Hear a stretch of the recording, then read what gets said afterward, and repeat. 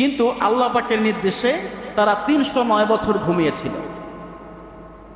আল্লাহ নবী সাল্লাল্লাহু আলাইহি সাল্লামকে আল্লাহ পাক যখন ওহী নাজিল করেন, আল্লাহ পাক রব্বুল আলামিন ঠিক এভাবে বলছেন, وَتَحْسَبُهُمْ أَيَّقَظًا وَهُمْ رُقُودٌ وَنُقَلِّبُهُمْ ذَاتَ الْيَمِينِ وَذَاتَ الشِّمَالِ।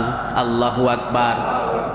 সূরা কাহাফ 15 নম্বর পারার 18 নম্বর সূরা 3 নম্বর রুকুর 18 নম্বর আয়াতের প্রথম অংশটা তেলাওয়াত করলাম। আল্লাহ পাক রব্বুল আলামিন বলছেন, নবী যখন আপনি এই ঘটনা বর্ণনা করবেন, অনেকেই মনে করবে তারা মনে হয় জাগ্রত ছিল, কিন্তু আপনি বলে দেন ওয়াতাহসাবুহুম আইয়াকাযা ওয়া হুম রুকুদ, তারা ছিল ঘুমন্ত। আমি আল্লাহ পাক রব্বুল আলামিন তাদেরকে ৩০৯ বছর ঘুম পাড়িয়ে রেখেছিলাম। আল্লাহু আকবার। কেমন করে ঘুম পাড়িয়ে রেখেছিলাম জানেন? অনুকল্লিবুহুম যাতাল ইয়ামিন ওয়া যাতাশ শিমাল।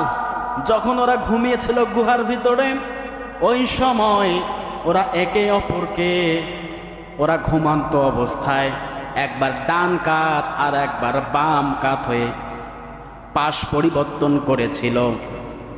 অনুকল্লিবুহুম যাতাল ইয়ামিন, ইয়ামিন মানে ডান, একজন কখনো ডান কাত আবার কখনো বাম কাত। আমরা ঘুমাই না, রাতের মধ্যে যখন ঘুমাই কখনো ডান কাত হই আবার কখনো বাম কাত হই।